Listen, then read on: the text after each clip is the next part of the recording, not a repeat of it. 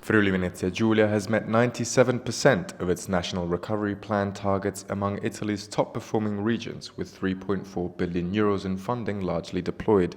The highlights are bike path in a very important part of the region between Lignano Sabbiadoro, Grado and Trieste, but not only. We have the train and the bus for the public transportation, and also we had important way to create new places for the school in all parts of the region, but also many apartments for the public residences in the city of Udine, Trieste, Gorizia and Pordenone. Importantissimi risultati, abbiamo raggiunto il 97% dei target, questo è un dato strabiliante tenuto conto dell'entità dei finanziamenti, della complessità del piano nazionale e del piano complementare.